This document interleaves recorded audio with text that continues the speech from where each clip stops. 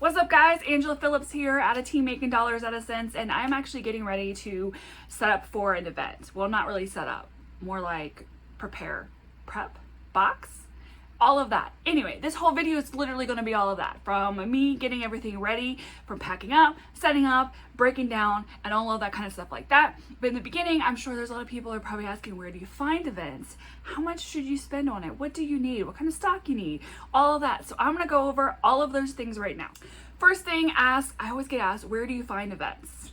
They're actually quite everywhere. You just have to know where to find them and where to look for them. And a lot of them involve, like, once you get in on one, you can kind of start networking and asking other people where to find other events.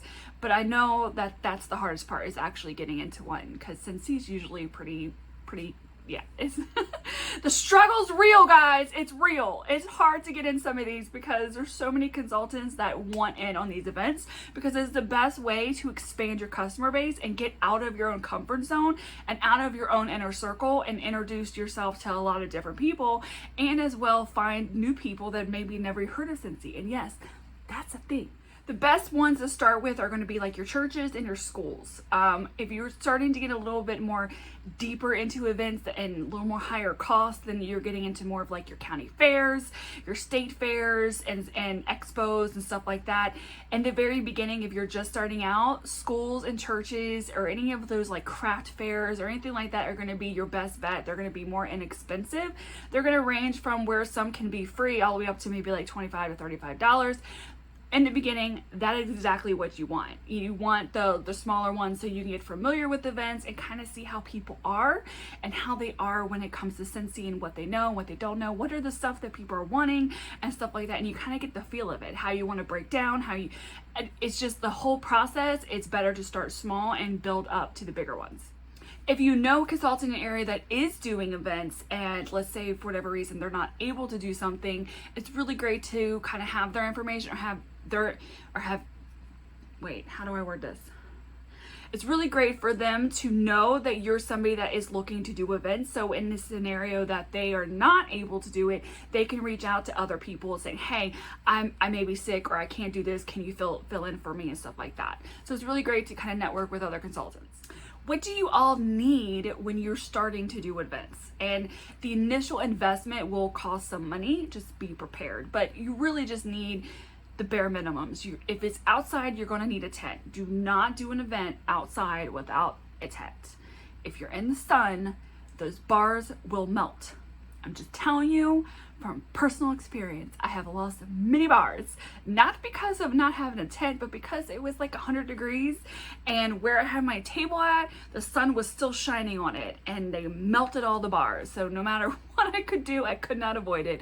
The sun was literally just really was determined to destroy my bars. But I would not recommend putting walls up when it's during the summertime. So if you were to get a canopy and you were to put up walls, I highly suggest not to do that during the summertime. It will become an oven and your bars will start melting even more. Actually, I remember one time LJ and I were doing somewhere, I don't remember where exactly it was at. It wasn't in King George. It was, where was it at? I don't know. It was like 45 minutes away from here. And it was July 4th. It was hot, and I'm like, let's put the walls up to keep the sun out. That way we'll be in like shaded, all that. We're sitting there thinking like, this is a great idea.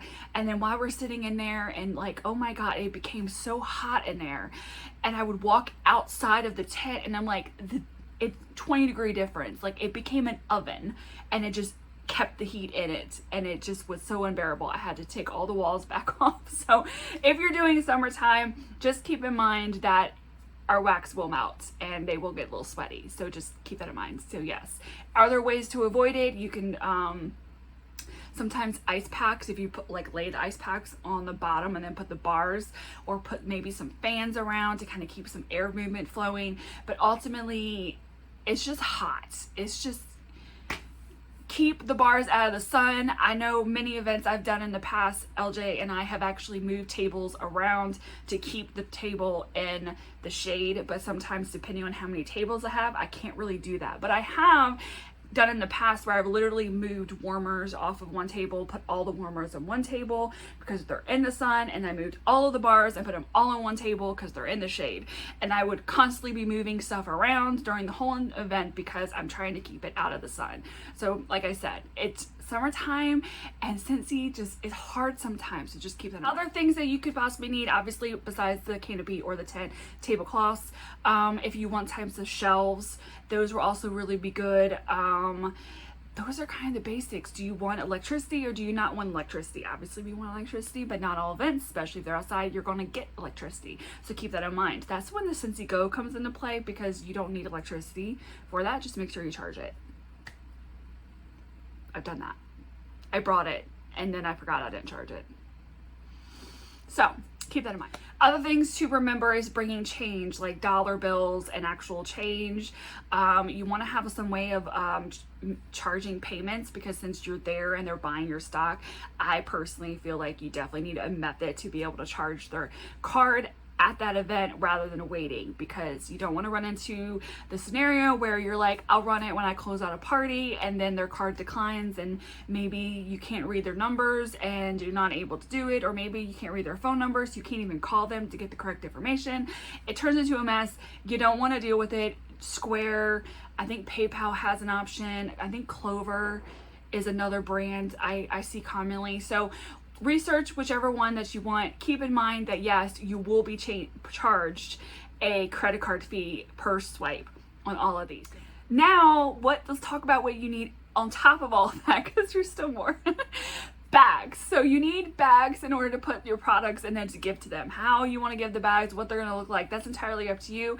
I just found like some random bulk that has like 1,000 bags off of Amazon, and I'm still working through that, and that's what I give them. And so just make sure, and maybe have different size bags. I usually had a smaller size for like just your bars, and then had bigger ones when it comes to warmers, but now I'm dwindled down into where I only have the bigger ones left, so that's the only ones I give them. And then I do bring like extra large big ones that were in the Scentsy consultant store for ones that will end up ordering multiple warmers from me, which commonly do happen. Like they may grab a warmer and a buddy and then some bars, and I don't have a big enough bag for that, so I give them one of the jumbo bags that Scentsy has in their consultant store. But make sure you want bags. Like, don't ever forget the bags. Believe me, it's not fun handing them like crap ton of stuff and say, sorry, I don't have a bag, here you go. And they're just like, how am I supposed to carry this? And I'm like, figure it out, not my problem. And yeah, so you want to give them a good experience so they'll come back to buy from you again, so make sure you have bags. The other thing you're going to want to have is some type of, like, I personally give them something from me. So whether it's a sample, it's product sheets, or whatever the case may be, whatever it is, since thankfully these events are great when the catalog seasons are changing. It's actually my event to purge any type of materials that I no longer need. So they do sometimes get old stuff. And that's just because I don't want to hoard it anymore. And you don't ever know. They may see it and may really want it, and it may still be available, which I can help them get that. And if it's not available, I can help them find something as an alternative, or put them on the list, but I'll let you know when it comes back. So for this case, for my event that's coming up, I actually have some catalogs left over that I have not been able to give out. So this is a perfect time to give them everything I have. So they get everything. They get any of samples that I have that I'm no longer going to be using because the catalog's changing. They're going to be getting any catalogs I have left over. They're going to be getting any of the product sheets I have left over, and stuff like that. So, and definitely make sure you label everything you have, from your products, from your samples, from any type of info sheets you're giving them, catalogs, does not matter. Make sure you label it all. One of the things that I do when I am unpacking everything and putting it on the table, which I will show you a little bit later, but I'll mention it here, is that I try to put all of the fragrances in the scent categories. So my shelf is in scent category. It's in order by scent category, not by name. And I keep it that way as I pack everything up. So when I go and unbox, everything goes back in order. And it's just to help me, because somebody will say, oh, well, I really like food scents. Okay, I can direct them directly where the food scents are, so they're not having to kind of move through them all.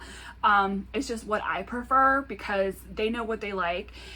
and I don't really want to have to try to hunt down the scents and be like, there's one here, there's one there, there's one over there, there's one over there. I could say they're all right here, and then that's it. And then I just like the fragrance wheel, where they're kind of like, where if you like fruity, you may like floral, or you may like the bakery, and I would put like fruity in the middle, bakery on one side, fruity on the other side, so it kind of blends together. So that's commonly what I do when I try. Now by the end of the event, that may be completely different, because as stuff sells and I'm moving and shifting bars around to kind of keep it nice and uniform, they may get a little mixed up, but I still try to keep them within the same area. But by the end of it, it's like so torn through that it's a little hard to do that. But in the beginning, that's usually what I do. And then as stuff sells, I may move things up and move things back, and kind of, but I still try to keep it within that same area, so that way I can still keep it. But by the end of it, sometimes I'm like, you're in free for all. You're just gonna have to find it. So I'm gonna go against the grain here and tell you, after you're set up and you are kind of just at the table, and everybody's like, you need to be in front of the table, out in center, and talking to every single person. And I'm here to tell you, as an introvert, I can't do that. I'm sorry, I just can't. I cannot physically stand there for 12 hours for 4 days in a row and talk to every single person. I will collapse from mental exhaustion, and social battery will always stay low for like a month after that. I cannot physically and mentally do that. As an introvert, I'm hoping there's other introverts out there will understand the frustration. And I remember one year I did an event, and like every single one of the vendor booth people that were doing it, all of us would sit in this, like, I don't want to just sit, not say a word to you, we'll just be sitting there. And then somebody will make a comment, and made a comment about how, you know, all of us are sitting there in like total silence, like we're not talking. And I'm like, because we're conserving our social battery. And they're like, how is it that you do events that you're dealing with that interaction with people, but yet you're an introvert? And I'm like, because we know when to stand up and talk, and we know when to sit back down. Like, it's just, we know when to do that. Okay, I'm against the grain with people that are going to tell you need to be in front and center. And a lot of my booths, I'm literally right at my table. Like, I can't actually be behind it. I'm like right in line with it. So don't feel bad. I would say keep yourself present, like be there, but don't, you know, be in their faces. Like, it's just, I'm sorry, there's so many people that I talk to customers, and they hate when you're in their face like that. They hate it. And I'm totally against it. But if you're the extrovert and you like doing that, there's nothing wrong with that either. Whatever you choose was right for you, for your event, that's right. Don't stress over it. It's going to be okay. It's kind of more of those read the rooms. It's kind of like read the table. You kind of could tell which people are interested in buying, but they're not really sure. Maybe don't know anything about the product, or maybe they're just looking. You kind of can tell how they are. And usually the ones that are only interested in just looking, they're not going to be there for that long. They're literally walking in and scooting around and walking right back out. And don't feel bad if you're choosing to sit back and wait and kind of see how that person is before you make the engagement with them. But I do agree, don't get behind the table and hide where you can't even see. I agree with that, because then they don't even know you're there. And people can walk off. And don't be on your phone the whole entire time either. I actually had somebody that tried to steal something off my table because they thought I was in my phone. And what I was doing was responding back to a customer. So I was still seeing what was happening, and they walked off, and I was like, oh, hell no. And I got up and walked after them. I was like, no. So just keep that in mind. People will be looking for that. People will look to see if you're not paying attention, so they can walk up and grab something and walk off. So just also keep that in mind. That's why it's important to be present, but you don't need to be up someone's ass in the process. The best advice I can give you if you are planning on doing events, like a lot of them, and you need some type of method to keep track of what you have, what's selling and all that, it is so important to look at something like Square, because not only can you run your payments, but you can log what is being ordered or what they're buying, and you can run reports later to see what is selling, what is popular, what you're going through, what are you not. And so you can be able to kind of figure out your inventory based off of that. Because in the beginning, you're kind of just wishing and hoping what you're getting is what you want. And as time goes, you can kind of start really kind of doing that. So I'm going to show you what I do with Square, because I log all of my inventory through here. I don't track my inventory through this. I use something different, You Me Who. But when I'm doing payments and I'm doing that and doing events, I love using this method because I can go back and look at what's selling. It also comes in handy when you're doing a really big event. And let's say you end up giving up that event and it goes to somebody else. You now have lots of data to give to this new consultant and letting them know what they're going to be needing for these types of events. It's super helpful. And like I said, if you are doing an event, you're doing a lot of them and you want to kind of keep track of these things, I highly suggest doing something like this. Right now I am editing and making sure I have all of my products in here for the next event coming up. So I'm adding frosted cinnamon roll. I put it under bars. I have a description, again, description and the image. You don't need to worry about that. If you don't want a category, I highly suggest doing that because then you can start filtering things. If it is tax applicable, whatever, I don't know how to pronounce. Anyway, obviously it's all, you put the SKU. So if you have a scanner, you can add the SKU, and then while you're at the event, you can scan the product because there is, I don't know if it, there we go, because there is a barcode, so you can use that. And then obviously the price, and then just save it. That way in the future, in this event coming up, I don't have to worry about all my items are already added in here. So this is usually the day or 2 days prior to the event is when I make sure I have everything added. So that way at the event, I don't have to worry about adding them. But the important thing is after you've done an event, so you can go to reports. And so I'm going to show you as if I'm running from the previous, I really wouldn't do March because March is more of spring, summer. So I would want to run a report flip that was from last year. Let's see. I think last year it was this. Okay, yeah. All right, so let's say I want to filter it by, hold on, let's see. So this will show me everything that I did. So now I want to look at item sales. So here is the item sales and I can start filtering it. So let's go with item category. Let's say I want to see what sold in bars. What were the popular bars? And then I can filter it. Luna sold the most, Stitch was second, Squeeze the Day, Christmas Cottage, Bonfire Beach, White Amber Antique, Ursula, Scarlet Sunflower. So this is how I know, like, I need to make sure I have these bars. I have most of these, not all of them. And I can kind of see from that. So that's why I say, like, if you're really getting into events, I highly suggest some type of method like this so you can kind of keep track of what's selling, what's not selling, what's doing well, what's not doing well, and stuff like that. So you know going into next year, like, I know I'm going to need these bars and I need less of these bars. I know I need these kind of warmers and less of these kind of warmers. And it really kind of helps you fine tune your events and how you plan for them. Next is, what are things that you need to bring out there aside from like your displays and your tables and how to run payments, tablecloths, canopies, all that fun stuff, electrical cords, all that. Like, that's your basic of how to even set up. So what do you need to actually bring? Your basics. So this is your bars and your bulbs. Like, those are the staples. If you do not have a lot of stock and a lot of money to put into stock and you need to bring the bare minimum, seriously, bars and bulbs are going to be your top sellers. They're always going to be that. Don't worry about the rest. So for me, what I normally do is I just bring what sells well in my customer base anyway. And as you continue to do events, or especially if you repeat the same event, you're going to start learning what the trends are of what's selling, what warmers are selling, what do you need to bring if it's seasonal. So if you're doing an event that's more for holiday, kind of bring maybe a little bit more of the seasonal stuff rather than some of your basic and generic kind of warmers. I do like to bring some more of the basic generic warmers in general, like your whites, like in my area, country and farming and stuff like that. It's very common, so I would bring a few of those and stuff like that. But again, as you continue to do events, especially the ones that you're repeating over and over again, you're going to learn your customer base to where you're going to know what exactly to bring. But the biggest thing that I highly suggest anybody is just, they're going to buy whatever you have.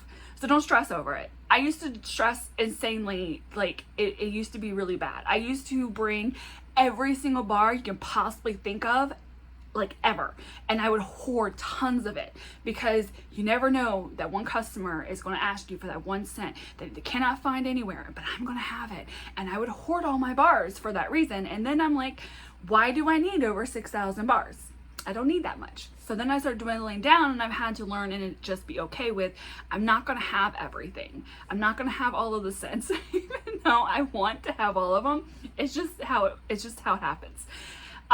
For a lot of my events, I try to, like, my main 2 events that I do during the year now is one's in March and one's in August.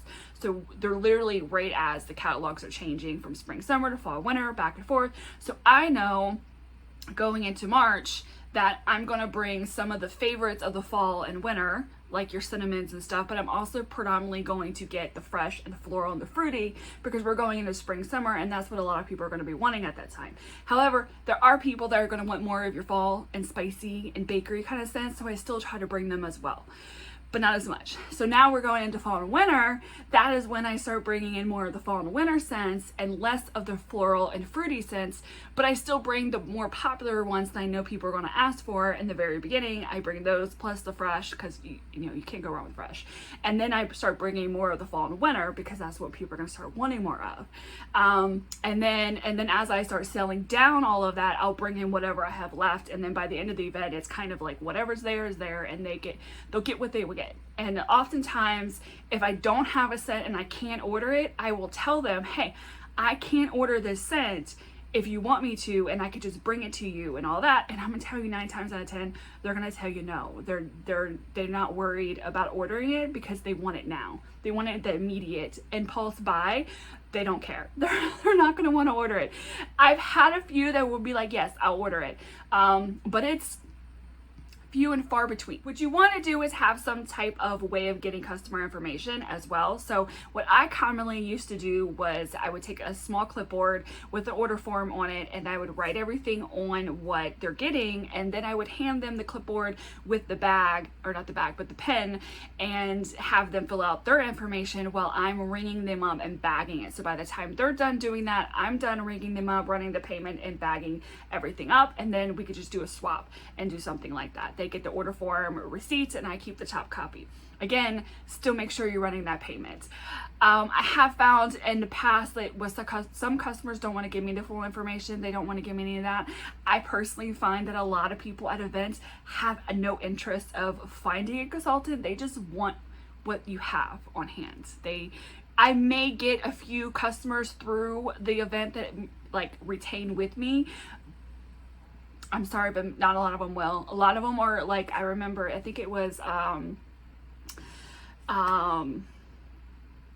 I can't remember her name now, but I remember one time somebody said they call them wax floozies.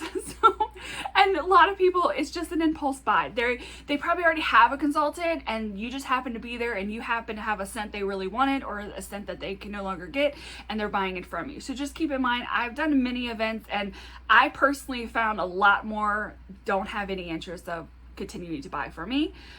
They just want whatever I had on hand. So I'm sorry to burst your bubble, but in the beginning, collect the information. You may be able to retain some of those customers or keep them in there.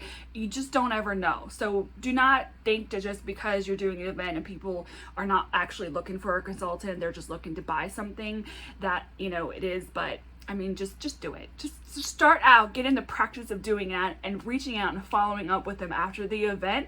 That way you kind of get the feel of like, what kind of customers are you actually dealing with at these events?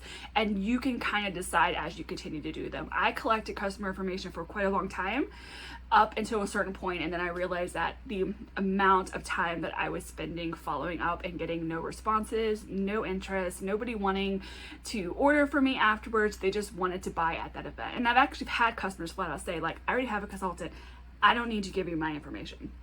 So I'm just saying, from my own personal experience, please do not be discouraged in the very beginning. Try to collect customer information, because that is how you're able to start building those relationships and kind of going from that.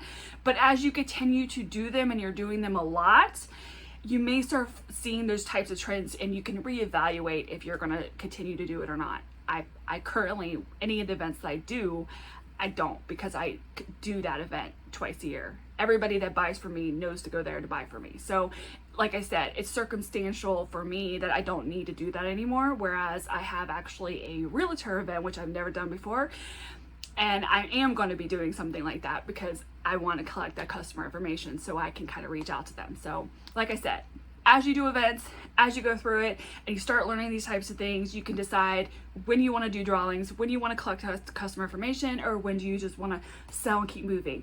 I remember one year, quite a few years, we did the state fair, and I'm telling you, I did not even waste my time collecting customer information because it would be so packed that I would be just running payments constantly to the point where I couldn't even talk. It was just like packed.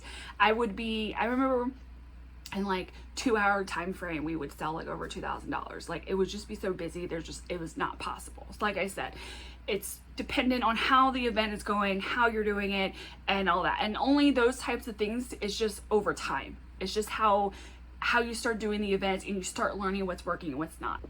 I think that's pretty much a rundown of everything when it comes to events and all that. It's a little scary, intimidating in the very beginning. Trust me, I get it. 100% get it. But it's 100% worth it. I do enjoy events. It's just very draining for me now. And being around a lot of people, it also is very socially draining for me. I used to be able to take 1 or 2 breaks after an event and be okay. And now it's like a week. I need a full week to recover. So it's gotten to the point where I'm like, I can't, like mentally I'm exhausted. So for me, like I have to take that break. But events every now and then that now I have that gives me the opportunity to completely switch out all of my stock, I absolutely love because it gives me that urge when I'm wanting to do events. And then I'm like, oh, I'm reminded why I don't like doing events as much anymore. And then I pull back and I can recover for the next 6 to 7 months and then I go do it again. But I highly suggest, if you've never done events, try them. They are a lot of fun. You do get to meet a lot of people. You get to meet a lot of other coordinators and network with other vendors, and you get to kind of really get out of your bubble and meet a lot of different people. And you'll be so surprised like how many consultants will come up to your booth and talk to you, and they probably end up buying from you. And you just, it's just great to get out there and really try to expand your customer base, especially if you're in an area where you feel as if it's saturated. That would be a great way to get out there. But like I said, the biggest thing is getting in them. Once you get in them, you're golden, but you got to find them.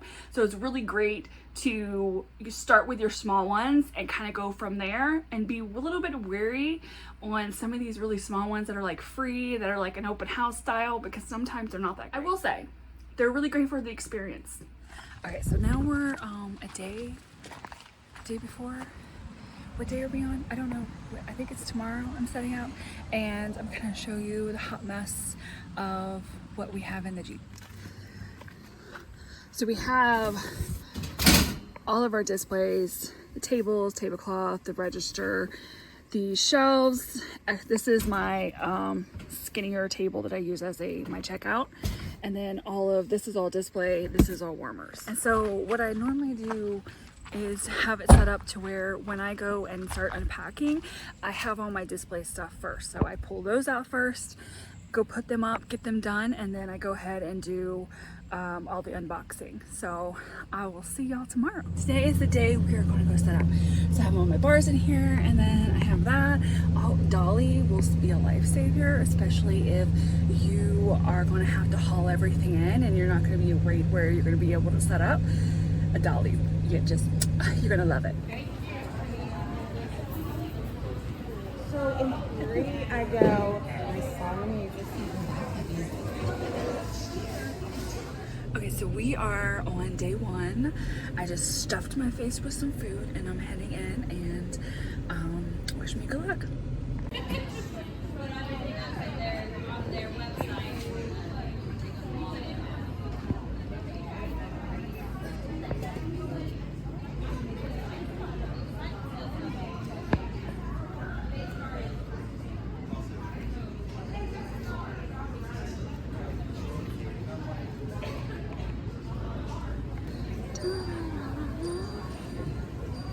Okay, so we are on day 3. I forgot to do anything from the end of day 1 and day 2.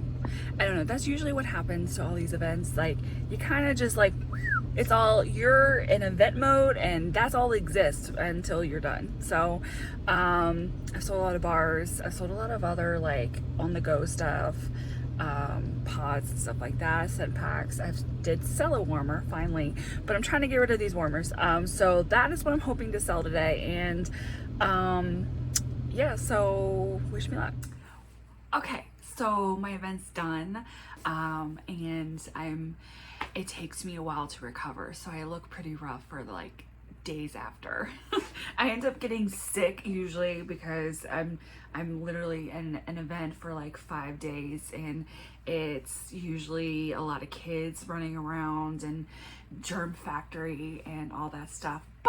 And I have some unboxing I still need to do. I don't have a lot of stock left, and I have a home party that usually they like me to bring stock, and I'm like, well, good luck, because there's not much left, which is great. It's a great problem to have, right? So just to wrap up a lot of things, coming to this event, I don't have electricity, but I lucked out this year, and one of the vendors that is actually friends with the coordinators moved up and came behind me, and he ran a cord of electricity over to his booth, and so I was able to actually use electricity this time. So after, I think Friday when I plugged in, I was able to sell most of all my warmers. So the warmers sell so much easier when I'm able to plug them up, especially like when there's certain types of warmers that need to be plugged up, like Nova. It's a great example. I will probably never be able to sell that warmer when I can't plug it up and let them see what it actually looks like, but the moment I can do that, they're instantly like sold. So I would mention to be very mindful with the warmers you have. If you know you're commonly going to do a lot of events that do not have a lot of electricity or access to it, then to go ahead and just stick with warmers that you don't have to worry about lighting up, because otherwise it's going to be a lot harder to actually sell those warmers. A lot of the warmers I have left are kind of like the last of my stock that I've been slowly trying to get rid of, and they're the ones that I need to light up, so I got very lucky on that. So I ended up selling a lot of my warmers by the end of it after I was able to plug everything up. A lot of my bars are gone. The mini fans and Scentsy Goes and wall fans are really starting to kind of get more traction over the past several years since they've been out. I hadn't had a lot of people interested in them, but now I'm starting to get a lot more of my pods are selling, and stuff like that. So overall, it was a really good event. And I do want to mention that if one of your common conceptions of when it comes to doing events that Scentsy's always taken, that's not always true. I don't think I brought this up earlier in the video, but I did want to bring that up, is while you may think that, you'd be surprised how often a consultant can no longer do an event and they're looking for somebody else. I actually had a lady come up to me and say that she was looking for a consultant. She's been posting in groups and she just haven't been getting any responses, and I desperately need a Scentsy consultant, and she gave me the information. And this is a coordinator that's been doing this fundraising event for over 3 years now, and she used to say, like, I just can't get people to respond back to me and stuff like that, so I'm just gonna go to events and see if I could talk to consultants there, because obviously they're doing events. So like I said, just because you may think that there's a lot of consultants out there and you may think that they're always taken, there's things always changing, life is always happening, and there's a lot of consultants that come and go because of that. You know, how I even got into like the Fredericksburg Fair where I'm at locally, it actually happened through another event that was given to me by another consultant. She didn't want to come all the way down to Fredericksburg to do it, so she gave it to me, so I went and did it. And then as I was doing the event, the coordinator for the fair was like, oh, well, we actually don't have a Scentsy consultant, would you be interested? And that's how I ended up getting it. So don't think that just because a consultant has it, it's permanent. You know, give the information to the coordinator. You don't ever really know what can happen. Sometimes consultants back out last minute. They can't, life happens, they can't do things, and whatever the case may be. And it's always good to befriend and be on good terms with other consultants in the area. You're all are on the same team. Don't hate them because they're doing a vendor event that you would rather be doing. Because you just don't ever know. I've had many events come into my lap because consultants aren't able to do them, and then I pass them on to my team. So don't ever think that just because Scentsy's always taken and there's always a spot, you really just don't know. A lot of the events that I've came across in my time, I just messaged them and ended up they didn't have one. So like I said, like don't think that in your perception of your business that Scentsy's always going to be taken. Everybody always knows Scentsy. That's just not the case at all. There's so many people that I talk to at these events that don't know what Scentsy is. A lot of people that even bought my warmers were people that were not familiar with Scentsy. So like, you know, don't let the idea that it's saturated to completely change how you're going to run your business, because you will most likely fail a lot harder because you're letting this belief system control how you're going to run your business, when in reality that's just not the case at all. But that's my little tidbit. I'm tired and trying, you know, we cycle for me is like always at the most awkwardest time, especially when they do it, like when Scentsy had the catalog season, more towards like August would have been the new catalog season, and then September would have been the harvest stuff, and now they went back to the old way. It's even harder for me because the event's right at the end of the month, and I'm having to like transition during the event and trying to prepare the new catalog with the old catalog. It's always a hot mess. So other than that, if you have any questions when it comes to doing events, I hope I covered a lot of things. It was kind of a lot, and a lot of your experience is just going to be from just doing the events and just kind of getting them under your belt and learning your area and learning how they are. You can watch events all the time on YouTube and get training, but ultimately when you get out there and actually start doing them, you'll really start seeing the common questions, the issues that you may come across, the flow you're going to need that works best for you when it comes to your event, and all of that. So I say get out there, start asking if there is events around, and schools and churches and anything like that, fundraising, anything like that, and just try to get out there. And even if it's a small one that's like $10 and it's for 3 hours at some other place, I always look at it as an experience that you're finally going to be able to have when it comes to events. So take it. Even if you only sell one thing, that's still one thing that you wouldn't have sold without it. And you just don't ever know what could come from that. You really don't. I mean, you just have no idea how that plays out in the whole grand scheme of thing. You just may not understand it yet, but just go for it. Just try it and have lots of fun and meet lots of people. If you have any questions, feel free to comment below and like and subscribe. Thanks.